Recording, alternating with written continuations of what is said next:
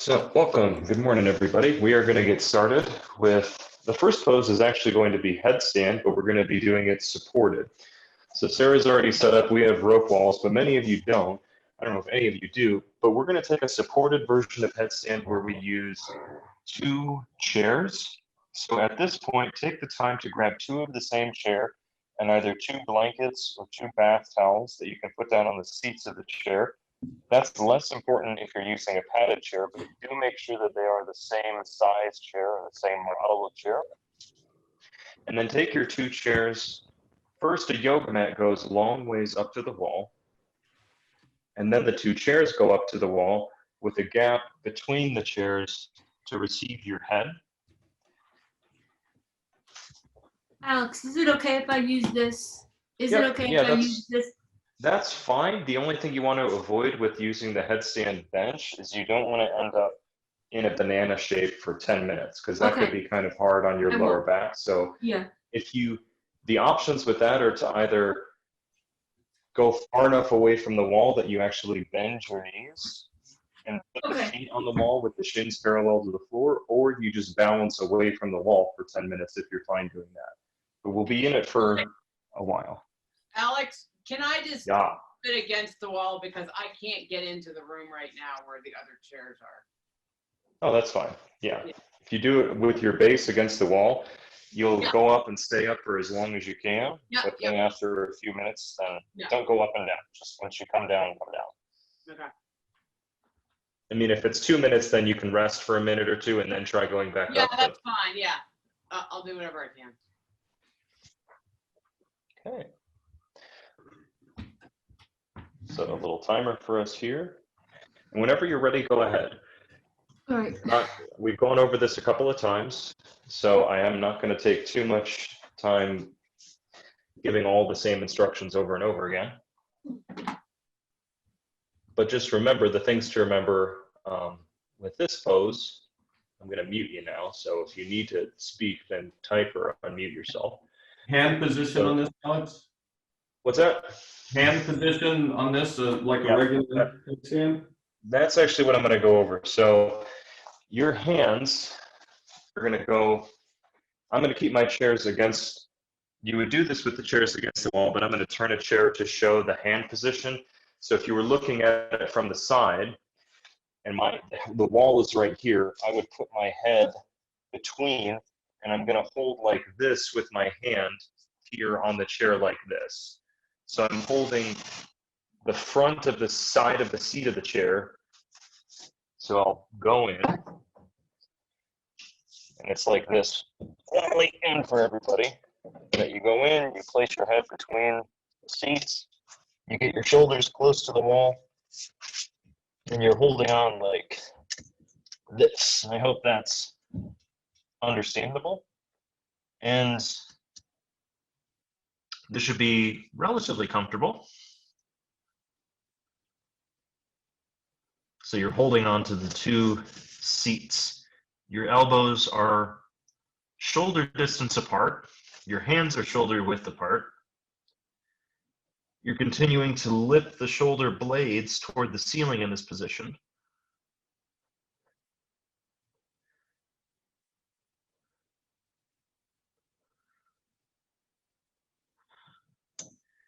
And with your head hanging, allow your brain to drop toward the top of the skull toward the floor. Of course, that's a subtle thing. Focus on the brain and see that the eyes and the brain centers become passive and have a descending quality with gravity. You should use the wall. So some of you, I think, Wally, you're up against the wall with the chairs. That's good. It's nice. I can see you very well here in your little images. And if you're not using the wall, like for Amy, if you're using the headstand table where you have the padding and the little cushions, then you might not be able to use the wall. If you can get yourself really, really close to the wall with that, then it's fine to use the wall. The issue would be that if you're so far away from the wall that your body forms an arc, that could be a little strenuous on the lower back over the couple of minutes that we'll be here.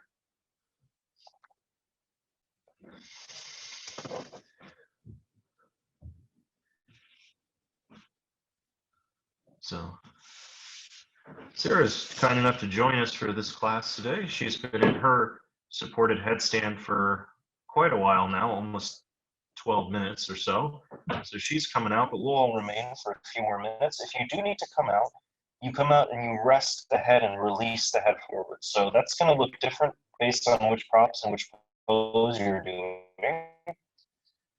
So if you're using, of course we're staying in, but I'm just preemptively coaching you through what the exit will look like. That if you're on the chairs, you would come out and fold your hands on the chairs and rest your head in your hands. If you're later on when you come out, if you're on like a headstand bench, then you would come out to pretty much the same thing where you rest your head on your hands folded on the bench. And if you're doing a freestanding headstand, either in the middle of the room or against the wall, you would just come out and rest. You would rest in Adho Mukha Virasana, the child's pose with the arms extended fully out in front of you.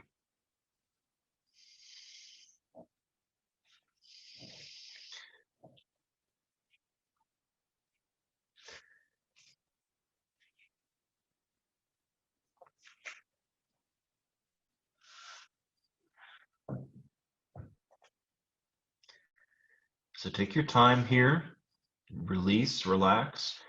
The position, if you're using the chairs, the shoulders stay lifted by the action of the chairs, and you also have to watch and see that the body doesn't roll toward the chest side and arc the upper back too much, but you also don't want to droop the shoulders and just roll back and support the upper back on the wall. So the shoulders continue to lift symmetrically up toward the ceiling, regardless of which pose version you're doing, and you remain with what you're really going for is that the front part of your deltoid and the inner shoulder, like near the neck, those remain equidistant from the floor. And typically the inner shoulder has to lift more than the deltoid. All of those equate to creating space for your neck.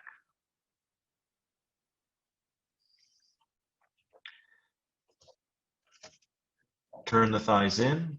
Keep the thighs turning in and extending up as you reach up through the heels. Extend up through the big toe and the metatarsals.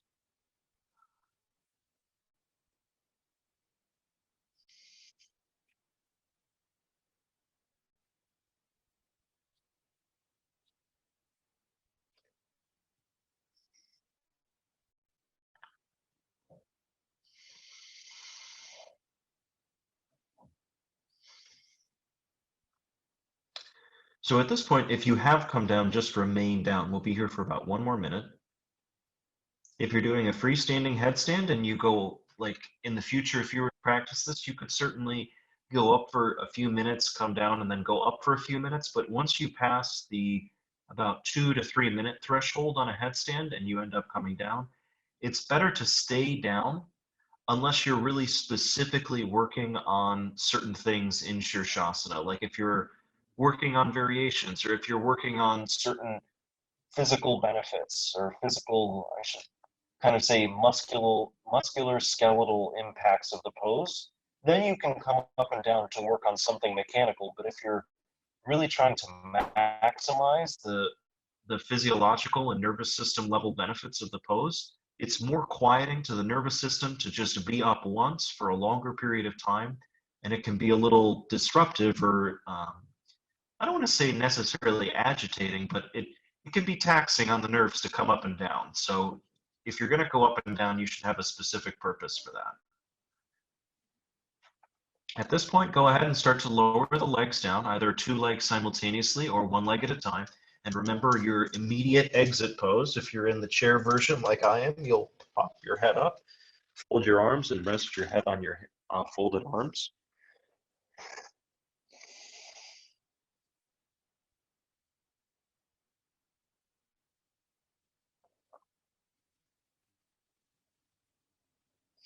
And you're going to take a moment or two here. We're not going to be in this recovery pose for very long, but just observe your nervous system at this moment.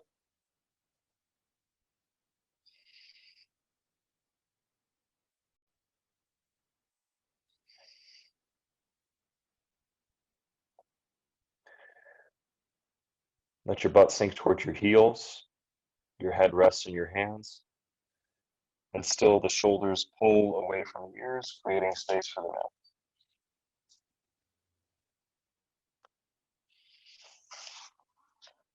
Go ahead and come up to standing. Free your yoga mat from your setup, clean up your mat, set your yoga mat up, and once you're all cleaned up and with your yoga mat, stand in Tadasana.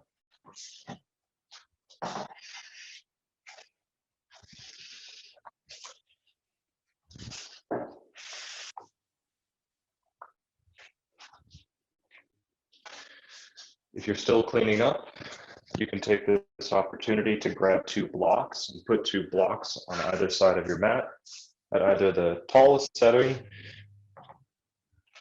or the medium setting, but we're going to start off tallest setting today. And then stand in Tadasana. Take Tadasana with the feet all the way together, inner edges of the feet completely joined.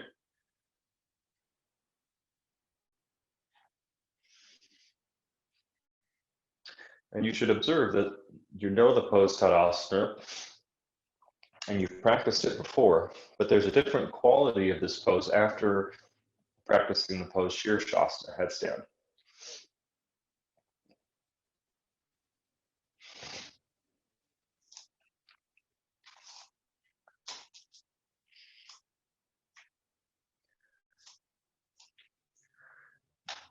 With the inner edges of the feet joined, turn your ankles in, press down into your inner heels, and take weight back into the heels, not by throwing the shin or the knee back, but by moving the top thigh and the pelvis back. Resist having your shin bones move slightly forward, and that should have the impact of pressing your metatarsals down and spreading your toes forward. But at the same time, a majority of your weight remains back in your heels, remains back, having the thighs move back.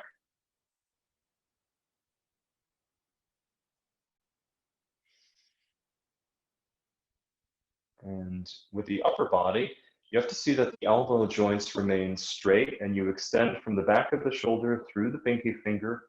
You turn the arms out to spread the top chest. Lift the sternum bone, spread the chest by extending from the sternum bone to the 2 shoulders across the collarbone line. And extend the back of the neck straight up so that the very top crown of the head extends, the eyes are open, gaze of the eyes is upright, just a little bit above eye level.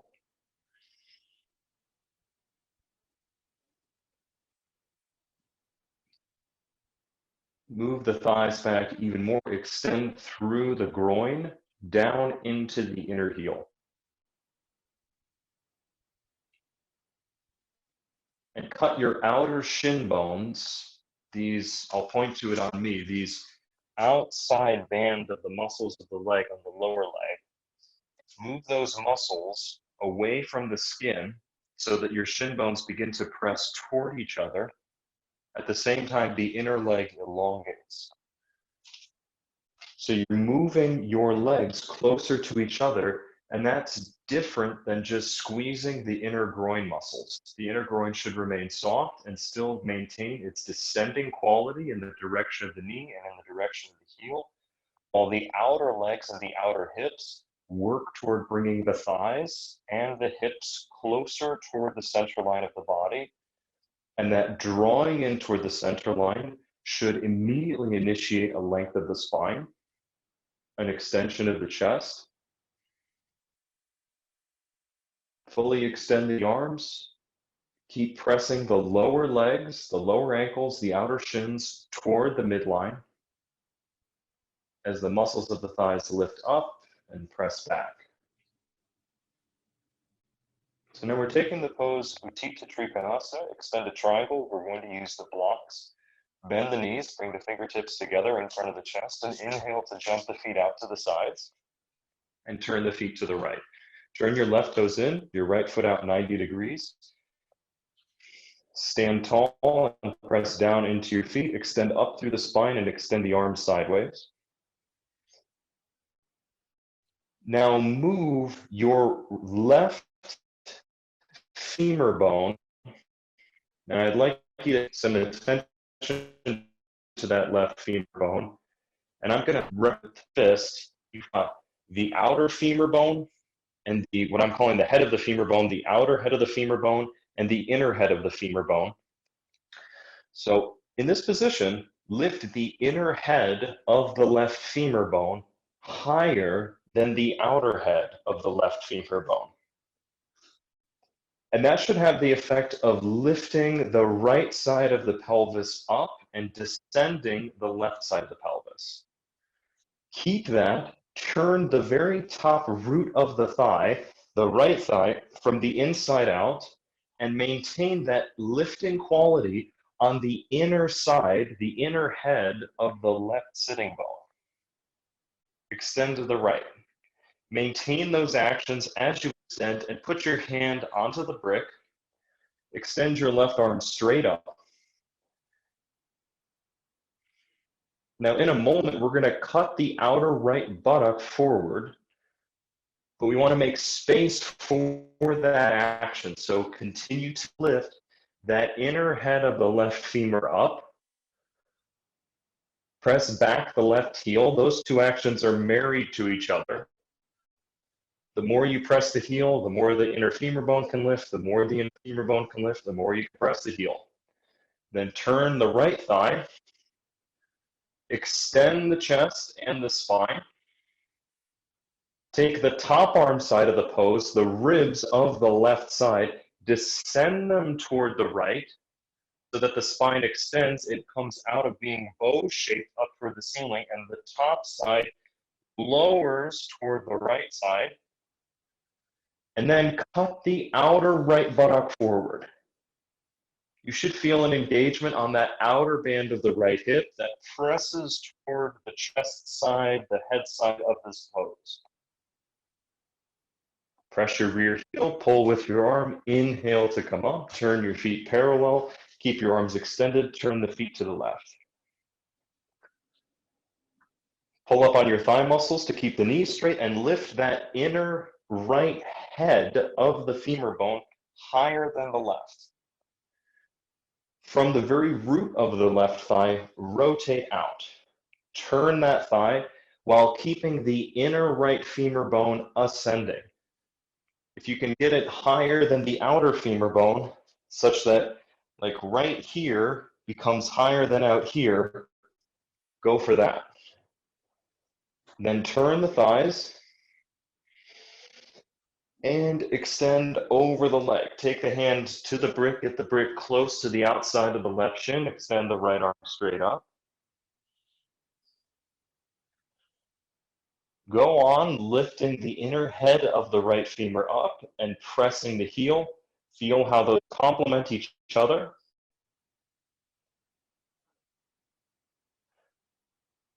Continue to turn the left thigh from the inside out, and you need to make space in the pose to adjust the outer left buttock forward. So take the top arm side of the pose, these right ribs, move them away from the ceiling without turning the chest down. That's different than turning the chest down toward the floor. In fact, move them toward the floor behind the body.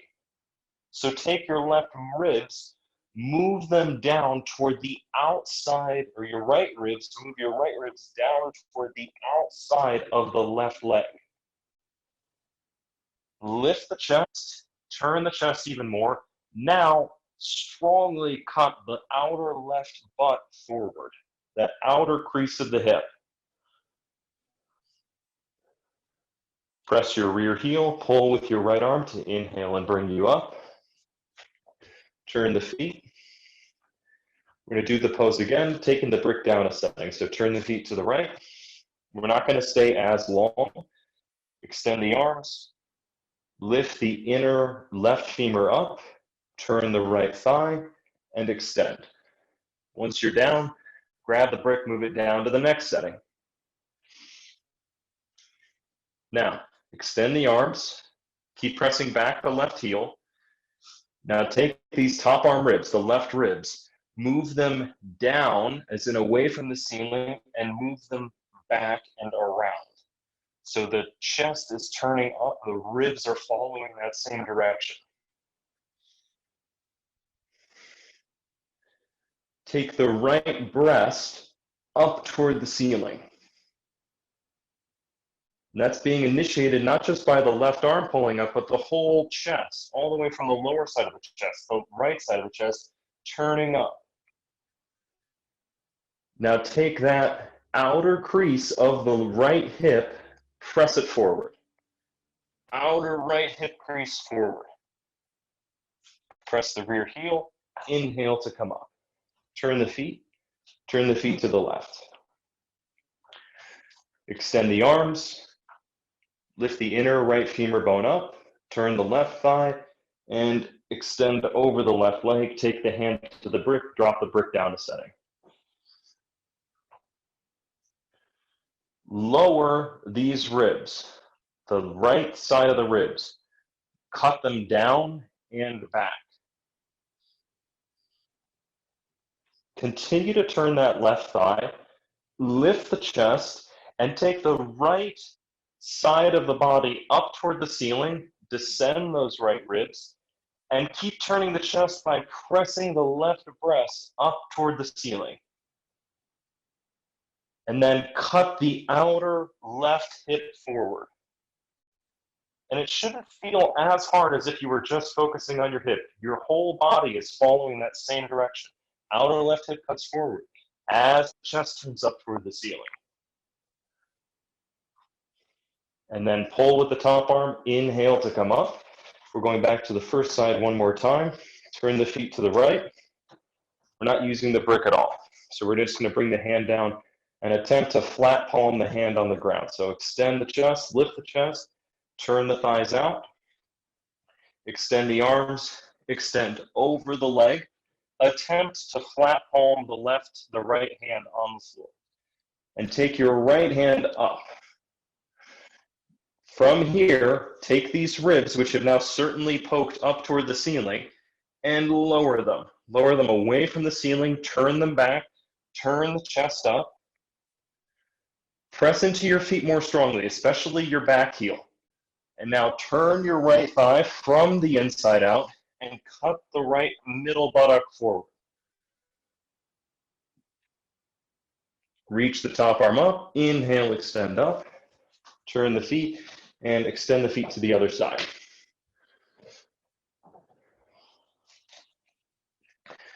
Extend the arms, make sure the brick's out of the way, lift the chest, press the rear heel, extend over the left leg, flat palm the hand if you can. If you have to tent the fingers, your priority is, of course, to keep your knees straight. So if your knees bend or your chest totally collapses to do that, well, for one, don't let it do that. But then if it insists, then you can tent the fingers. So turn the chest up, lower the right side of the ribs down toward the floor and back to turn the chest up more. Turn the chest and keep turning the left thigh as you cut the left buttock forward. Drop those right ribs down once again.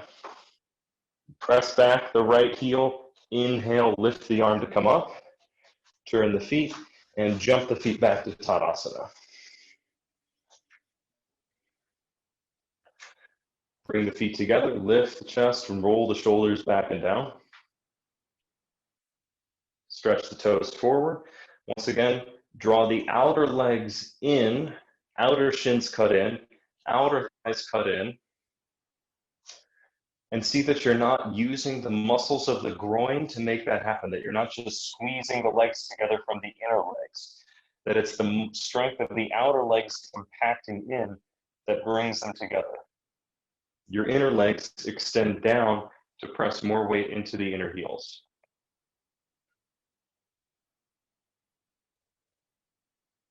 From here, for Urdhva Hastasana, start to extend the arms forward to bring the hands facing each other at shoulder height.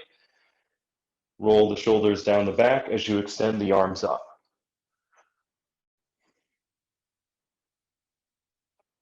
Turn the biceps so that they face behind you, and then turn the top of the shoulder, the front cap of the deltoid that I'm pointing to now right here, turn that out. So the anterior head of the deltoid rolls toward the outer head of the deltoid, the anterior head of the deltoid, or the anterior head rolls toward the posterior head. Lock the elbows and extend up through the pinky finger. And now bring your arms down a couple of inches or a couple of degrees down. Move your chest forward and lengthen your spine up. Keep your chest and your spine lengthening and extending up as you bring the arms back. Bring the arms behind the ears. Keep the elbows straight, the arms turning, extend up through the pinky finger. In one strong action, take your shoulder blades with your attention and press them forward to bring the chest forward and the arms back. And do that once or twice more. Press the shoulder blades forward, bring the arms back. Press the shoulder blade forward, bring the arms back. And then slowly release the arms down and along the sides of the body. Now we're going to do another pose, extended arm pose. Take your arms out to the side. So this is Urdhva, not Urdhva rather, it's Utthita Hastasana, arms extended pose. So these are the arms for the next pose as well, the arms in Virabhadrasana 2. Extend the arms. Once again, turn the front part of the deltoid around toward the outer part of the deltoid, the back part of the deltoid. And I'm going to turn around just so that you can see it. Take this part of your shoulder, extend it down and out, that you're taking the trapezius and reaching the trapezius toward the pinky finger. At the same time, take this part of the back shoulder, the outer wing, we'll just call it the outer tip of the shoulder blade, and draw that in. So the top of the shoulder extends like this, down and out, and the underneath part of the wing draws in toward the spine. That may register some stretch throughout your arms, throughout the biceps, throughout the forearm, throughout the hands. Go on until you feel that. Top shoulders down, outer shoulders in. From here, bring the fingertips together in front of the chest. Keep the elbows at shoulder height. Inhale to jump the arms and the legs wide. So try to recover that stretch of the arms. Lock the elbows, turn the arms up, and take both of your top shoulders, extend them toward the pinky finger. At the same time, draw the bottom tips of the shoulder blades in toward the spine to lift the chest. Now turn your feet to the right. Left toes in, right foot out. Virabhadrasana 1, or rather Virabhadrasana 2. Extend from the right groin to the right knee, bend the right knee. Keep the arms extending the entire time. Fight your left thigh back so that your left side of your pelvis doesn't come turning forward. Fight the left thigh back, press down the left outer heel. Preserve the stretch of the arms. It will make the actions of the pelvis easier because your spine is extending up and your arms are extending out. And then straighten the knee, turn the feet to the other side. Drop your top shoulders down. It should drop a few inches. And then with the shoulders dropping away from the ears, lock the elbows, turn the arms up, and extend out through the pinky fingers. And yes, I know the arms are getting tired by this point. Now press the rear heel. As the front leg bends, the left leg bends, elongate the groin to the knee to bend the knee. Fight the right thigh back the whole time. Extend the arms, lock the elbows even more, turn the biceps up, top shoulders roll around toward the back deltoid. Sit down a little deeper into the pose. We're going for that thigh parallel to the floor today. Lift the chest. Lift the chest, not by just puffing the ribs in the chest up, but by taking the back tips of the shoulder blades, the lower part of the shoulder blade, and squeezing them towards each other and forward. Straighten the left knee, turn the feet, jump the feet back together.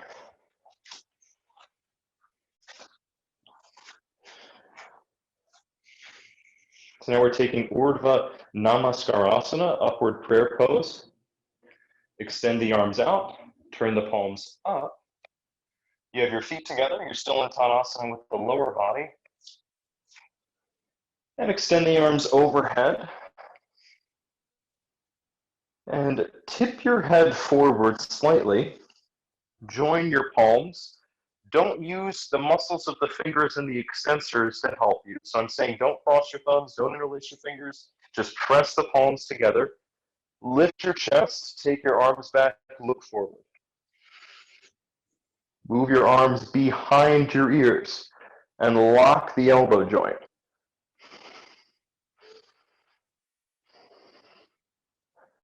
Extend up through the palms. Reach the pinky finger side of the hand up strongly.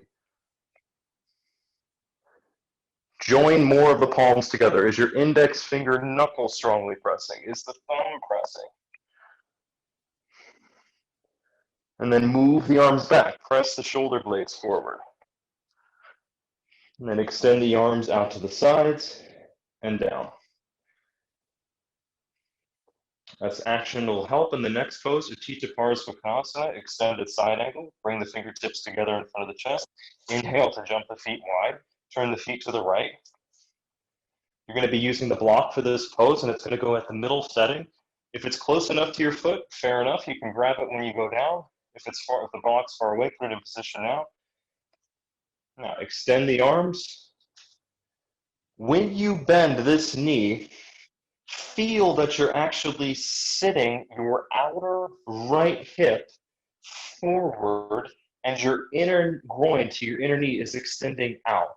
So you're taking the body, the outer hip in. So you're taking outer hip in, elongating here.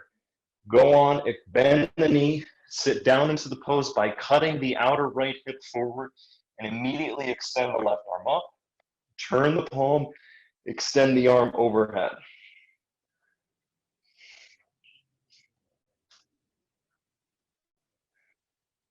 Shift the hips slightly to the left so that this lower left sitting bone, or this lower right sitting bone, goes closer to the floor and shifts over to the left. With that, turn your pelvis to the left, turn the chest to the left, and turn from the right breast extending up. And like the last pose with your left arm, take the arm behind the ear and look up toward the ceiling. And then pull the top arm, inhale to come up, turn the feet to the other side.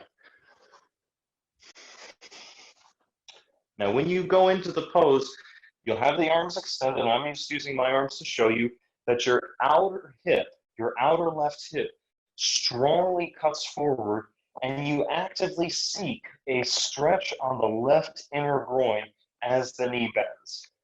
Extend the arms. Some of you might get the stretch, some of you might not, but go for it. Bend the knee out and back, cut the outer left hip forward. As that inner leg elongates, take the hand down. Extend the arm overhead. You could think of this like half prayer pose overhead, half Ardha Urdhva Namaskarasana. So then turn the right shoulder from the inside out. Shift your hip to the right. So this left sitting bone kicks over toward the right side of the pose, and your right knee straightens. Now turn the breasts up toward the ceiling, extend through the right arm. Move your arm back behind your ear like Urdhva Namaskarasana and look up toward the ceiling from the chest turning up. Press back the rear heel, inhale to come up. Turn the feet, Jump the feet back together. Adho Mukha Svanasana. Take the bricks away. Come onto your hands and your knees. Have your index fingers parallel, downward facing dog pose. Curl the toes underneath, extend the legs.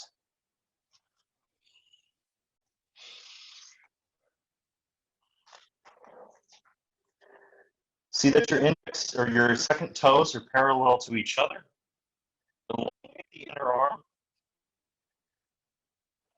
And now here in this pose, the final pose, or as we progress through the pose, the head should come down from between the arms. So at first, we're actually going to do it the opposite way. First, look up at your hands, extend through your shoulders, make your upper arms strong by firming your triceps, and look up at your hands, press your back forward as in toward the floor here. Look at the hands, extend through the arms, and now maintain that as you lower your head as if someone was dragging your ears in the direction of your hands, pulling the outer earlobes toward the hands to elongate the back of the neck and release the head down toward the floor, but keep that feeling as if someone was pulling your earlobes down towards your wrists. And then press the thighs back, see if you can keep the arms extending, but more weight going back into the feet. Look forward once again, bend the knees, inhale. As you exhale, jump forward, Uttanasana. Forward extension, land with your feet hips distance apart, or if you haven't landed like that, set them hips distance apart. Have the hands on the floor with straight knees. Release the head. Round the back. Look between the legs and tip weight forward toward the toe side of the foot.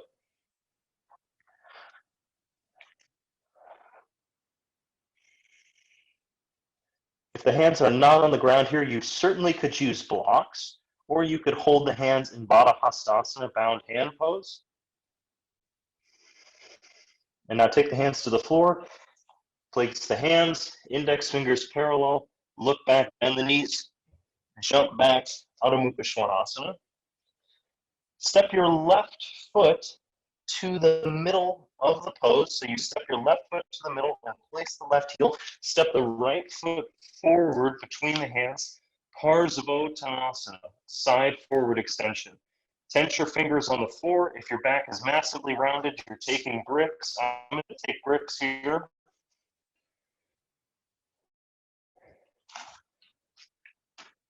Flatten your chest. Not flatten your chest, flatten your back. Extend the chest forward through the space between the upper arms. Have the arms absolutely straight. Press back the rear heel and extend from this back leg, this left leg butt, down into the left hip, or down into the left heel rather. Sorry for that misspeak. So left hip presses to the left heel. Now take your outer right hip and pull it straight back. And that's a firmness from the entire outer band of the right leg, like we did in Tadasana several moments ago. Cut your outer shin toward the midline. Cut your outer IT band toward the midline. And then one more big effort, roll the shoulders down the back, push the shoulder blades forward and lift the chest. Make your abdomen even longer. If you're using bricks, move them out of the way. Take your hands down, step the right foot back, Adho Mukha Svanasana. Step the right foot to the middle. Now it's going to be Parsvottanasana. So in Parsvottanasana, the right foot, or the back leg, in this case, the right foot, is turned out 45 degrees. So place your heel down so your back foot's turned in 45 degrees, out 45 degrees, however you want to look at it, and then step your left foot forward, the left heel in line with the right arch. If you're using bricks, bring your bricks in. Both knees absolutely straight, both elbows straight. And if you've made a huge mound of your back, then you must use bricks. Take the time to get bricks and then return to the pose if you need to. Now from your right outer hip, your right top butt, lift those away from the floor and press them back into the right heel. With your left leg, your left outer leg, cut the shin bone toward the midline, cut the outer IT band toward the midline. So you roll on the left foot towards the instep, and the whole left hip pulls in, so your left hip isn't poking out behind you, or out to the side rather. Now one last big effort, roll the shoulders down your back, press the shoulder blades into the chest, lift the chest forward as if the chest was going to go over the toes. And then take the bricks out, place the hands, step the foot back, Adho Mukha Svanasana.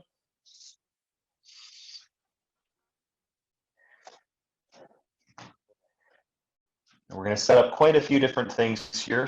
So first, look forward, look at your hands, move your upper back in and extend your arms. And then lower the head as if someone was pulling on your ears. So you lower the head down between the arms, and the ears could even go lower than the upper arms, but the neck should still extend. And now lift the heels far away from the floor.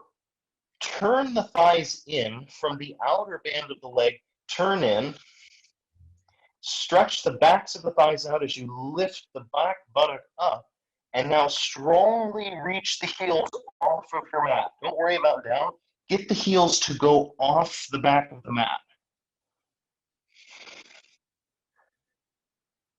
Keep extending the arms, press the front of the mat away from the back of the mat. And extend the back of the neck long as if someone was pulling on the ears. So you should feel, as you attempt to stretch, the heels off of your mat, your shins, your knees, your front thigh muscles are all pressing toward the back of the leg.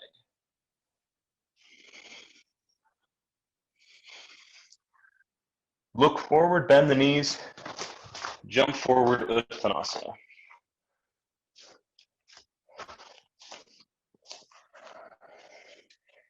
Have your feet hips distance apart. We're going to continue working on Padangusthasana. We started this the other day. Pick up your big toes, wrap your index and first finger, or index and second middle finger around your big toes. Hook your thumbs around those nails. Press into your insteps. So here, you're creating a push and a pull. You're pulling with your hands, you're pushing with your big toes, like trying to pry two nails out of the ground. And the nails are your big toes, they're not letting it happen. And by doing that, you should feel that you're lifting your chest. So pull the two toes up, resist the toes down, and lift the chest. Now look up off of your mat. Try to look up at the wall that if you were standing, you would be facing that wall. So try to look up at that wall. Now tip your weight forward so you're putting more weight into the toes. Your body weight helps the toes resist, but still the arms don't let up. The arms are still attempting to pull the toes off the ground. The elbows absolutely straight. Now the only thing that's going back in your whole body is your front top thighs. Shins forward, weight forward, but the very front top thigh resists back and turns from the outside in. Now extend the chin forward, release the head, and take the ears down and the sides of the armpits down toward the feet. Release your head down as if someone was pulling on your ears. Pull the head down, pull the sides of the chest and the sides of the armpit down. Your elbows here are bending straight out to the sides. Straight out with the elbows. Bring the sides of the ears down. And then release the toes, take your hands to your hips, lift your chest, and inhale, come up to standing. Good. Prasarita Padottanasana, wide-legged forward extension. Step your feet wide on your mat.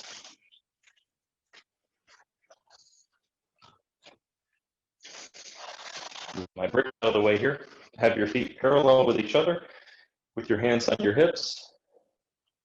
Lift your chest, throw the head back, lift the chest strongly, and the chest should lift so much that bringing your head back is not straining your neck, that actually your chest lifts so much up toward the ceiling that your head naturally wants to look up.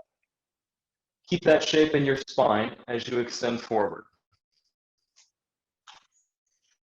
Take the hands down. And take the hips slightly back, that the front of the thigh aligns with the heel of the foot. Right now we're in the concave back version of the pose. So this is still a flat back, better than a flat back, a back bend back, a back extension back. Have your index fingers parallel to each other under the shoulders. So the heels of the hands are about under the shoulders here.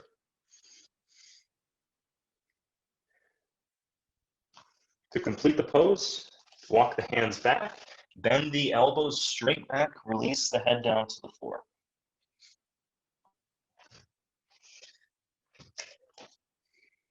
If your feet are too narrow, you're not going to make it. Step the feet slightly wider.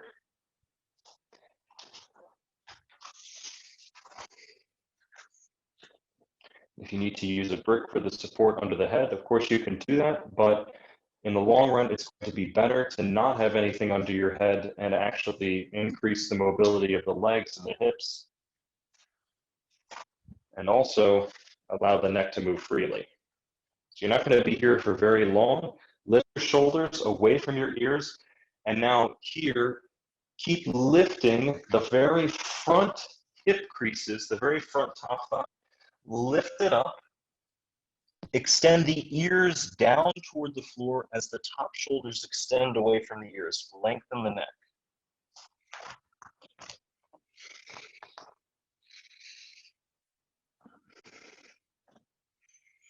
And lift the head, look forward.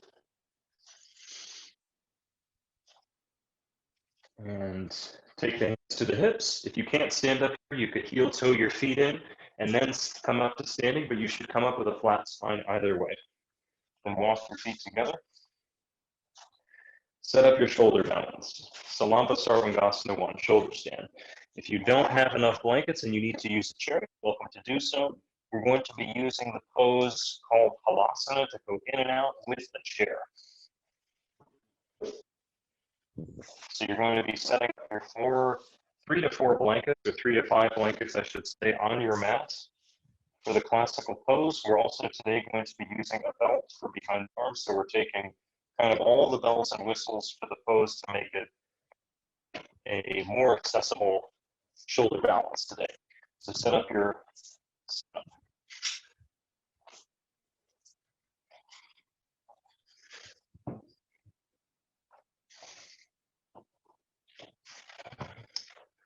Have a sense of urgency, but don't rush. Make sure your blankets are folded well. There's no lumps in them.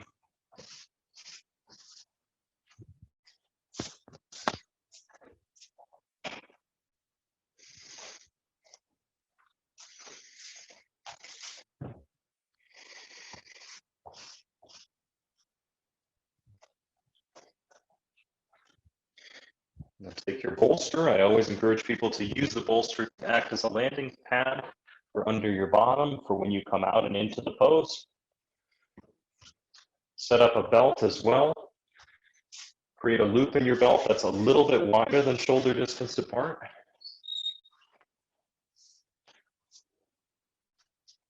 So for me, if you're curious about the size of the belt, that's what I'm going to be using, maybe a little bit more narrow than that. Your belt should hold your hands comfortably at shoulder distance apart. It should not be more narrow than shoulder distance apart because that will compress the back of the neck when you're in the pose. Now, if the belt is too wide as well, it's going to feel pointless because you will still have slack in the belt when you go up. Now, so you got to find that sweet spot. Now, use a chair for Halasana. Sure, sir. Now, your chair goes behind you. And the distance from the chair from your body is going to be, you use your arms to get that distance. So you lie back.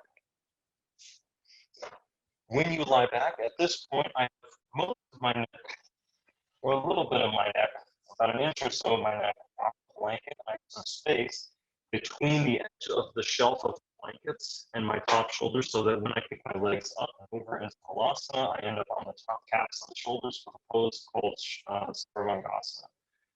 I take my arms overhead, and I should be able to grab the front bar of the chair, fully extend the elbows, and that is the spacing for the chair. So if your arms are fully extended and you can't find your chair, then your chair is too far, okay? Now at this point, grab your belt, push your belt around one of your two upper arms so that it's caught in your elbow joint and you know where it is. Press your arms down and bring your knees into your chest. You kick your legs up and over to the pose Halasana. Take your hands through the belt. Interlace your fingers once the belt is around the two upper arms and press the upper arms down. Press the forearm down. Fight your way up onto the top caps of the shoulders. Now take the hands, bring the hands to the upper back. You can get your t-shirt out of the way so that you can get the friction of having skin-to-skin contact with the upper back. And now from here, with your hands on your upper back, move your upper back towards your chin, away from your hands, and lift up through your hips, straight knees. You're still in the pose, you're still in Halasana, but have straight knees, and press the chest forward. Press the chest forward without throwing or pressing the back of the head down. The neck should elongate, and the front of the throat should release and soften. Now we're going up to shoulder stand. Keep the knees straight, one leg at a time. Extend the legs up. And as soon as you're up with both legs, join your big toes together, separate your heels, lock your knee joint, and extend your thigh muscles up, turn your thighs in. Now, if you're newer to this pose, or this pose has been a recent struggle for you, this is fine to just be practicing here. I'm going to give this instruction to everybody. Take the middle part of your butt forward. Middle buttocks forward. Now again, if you're newer to this pose or struggling with it, remain in this version of the pose. For everyone else that would like to try this, interlace your fingers behind your back and press your elbows and forearms down. This is Salamba Sarvangasana 2. It's less support for the body. So press your outer shoulders and your outer arms down and press your back ribs, and your back buttock forward. So you don't have the support of the hands as much to keep you upright. Keep your thighs ascending, your throat relaxed, and maintain this shape as you bend your elbows and take your hands back to your upper back. And your hands should do the brunt of the work in this pose. The body should be doing the work. Extend up through the legs. And continue like as if your arms were still straight, pressing the outer shoulders down, the outer elbows down.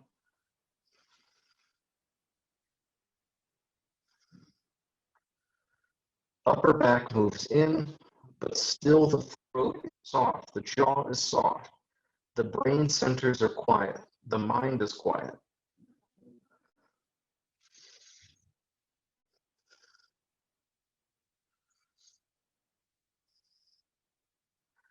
And see if you can maintain all that, especially the middle buttock, especially the thighs moving up and back. Outer shoulders also moving down. And see if you can come to physical stillness. If you can make the pose not waver at all for even 10 seconds is a huge accomplishment. And you make the actions happen and then bring the pose to stillness, bring the asana to stillness.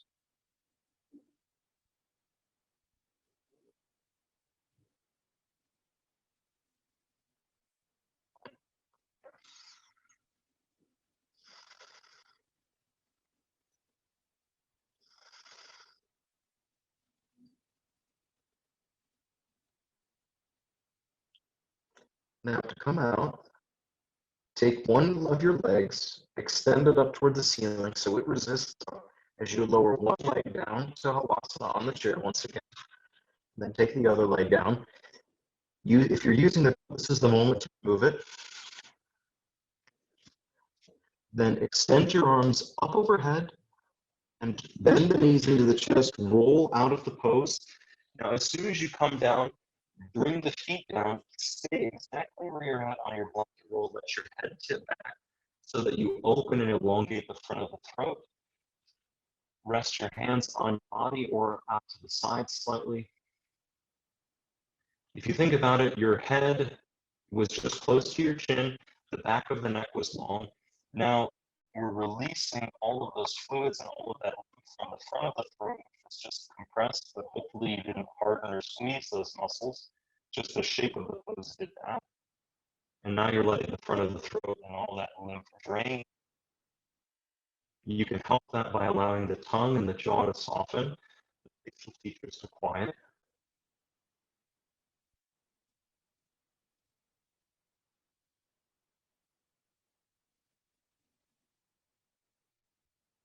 And go ahead and extend your right arm up overhead. Turn to your right side to roll off of your blankets.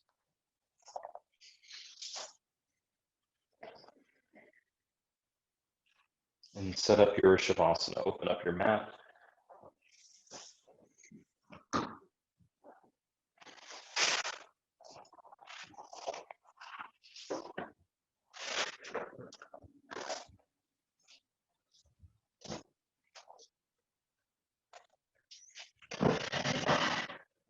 I encourage you to use 1 to 2 of these shoulder stand size blankets for underneath the head to support the neck and the head for Shavasana.